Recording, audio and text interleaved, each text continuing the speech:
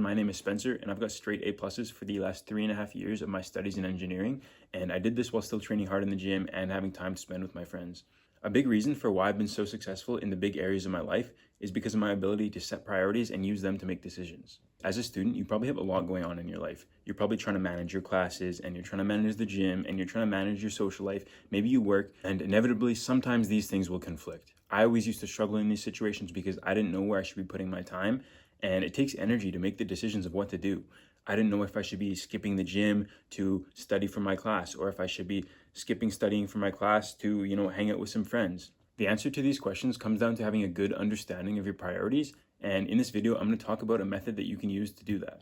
Let me first explain a situation that you might have been in. It's coming to the end of the term, exams are coming up, you have a group project, and today you're supposed to go to the gym at 12 o'clock, let's say.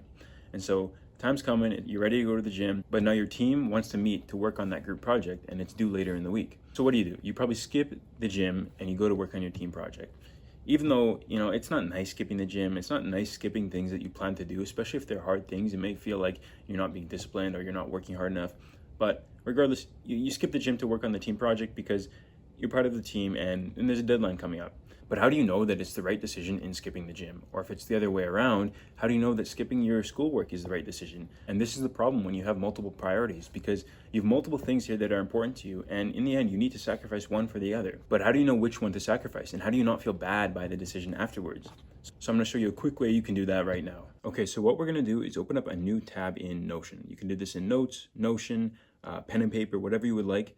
And what we're going to do is create a list, a ranked list of your priorities from highest priority to lowest priority.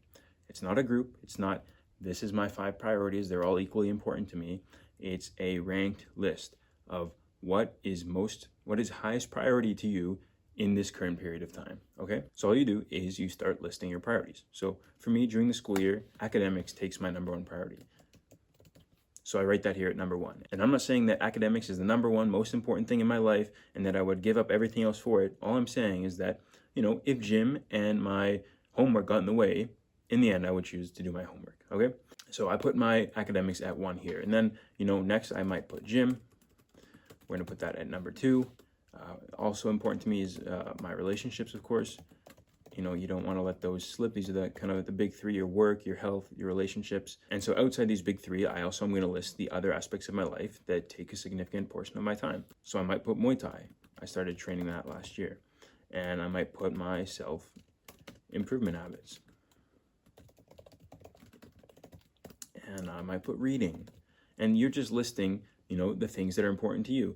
You could even take this further. You can split your relationships up into friends, family, etc., right? You can take this and do this kind of however you would like. But the idea is that you're just listing the things in order of highest priority to lowest priority at this current stage in your life. You're not saying that, relationships are always going to be at number 3 or gym is always going to be at number 2 or whatever it is. This is just what you're setting for some period of time. So I might also add running. I started doing this a lot and I've been enjoying that.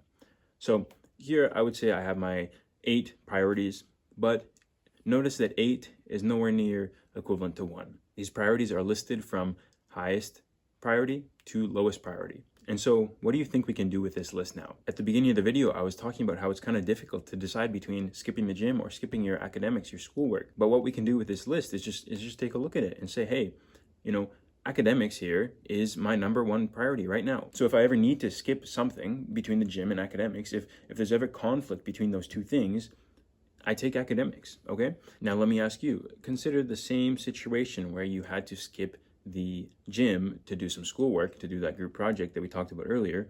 Now later in the evening, maybe I have Muay Thai class and I'm deciding between going to Muay Thai class or hitting the workout that I missed. Which one do I do? Well, it's pretty simple. You just look at your priorities and you see that gym is higher, and so you take gym. And so you might also have conflict between gym and your relationships. Maybe you're planning on going to the gym, but now your friends want to hang out. So what do?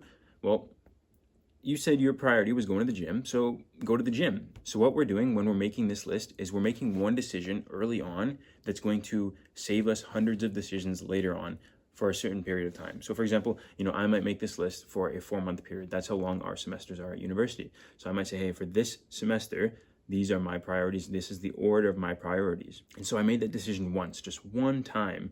And it saves me hundreds of decisions later on during the year trying to decide if I should go to the gym or go to Muay Thai, or if I should hang out with friends or study for my schoolwork.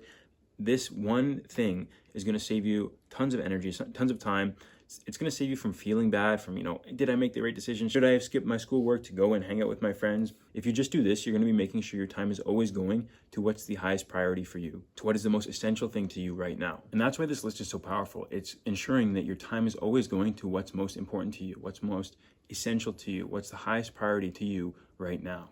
And you don't need to feel bad about missing something that's a lower priority, because it's clearly not as important. You only have a finite amount of time, so your time should go to what's a higher priority. Now, one thing you got to understand is that just because something is ranked lower on the list doesn't mean it shouldn't get any time at all. So for example, on the list that I showed, I put relationships as number 3, okay? So I had school and I had gym above it.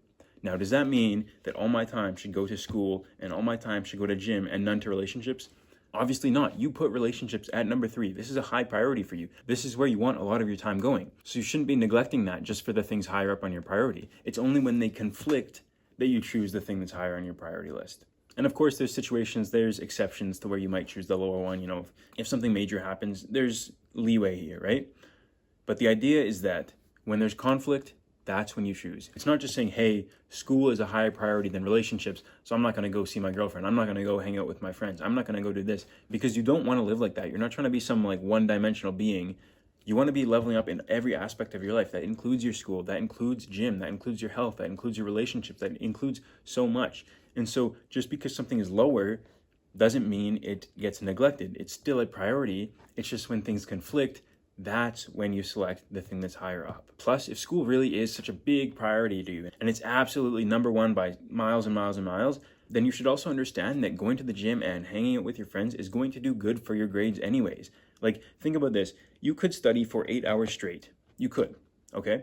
Or you could study for 4 hours, go to the gym for 2 hours, socialize for 2 hours, and ironically, this situation where you've studied for half as much, you're probably going to perform better anyways, because the mental boost you get from exercising, from socializing, from doing all these activities that are good for you will help you study better in those 4 hours than that 8 hours of just chugging through material. So you still want to be budgeting time for all these priorities, for all these things that are important in your life, because you want to be improving in everything. So you should still be having time for all your priorities. You should still be giving attention to all your priorities. It's just when multiple interfere, that's when you use this list to make the decision and to ensure that your time is going to what's a higher priority for you right now. So that's it. I hope that this little method can help you make better decisions when it comes to your priorities.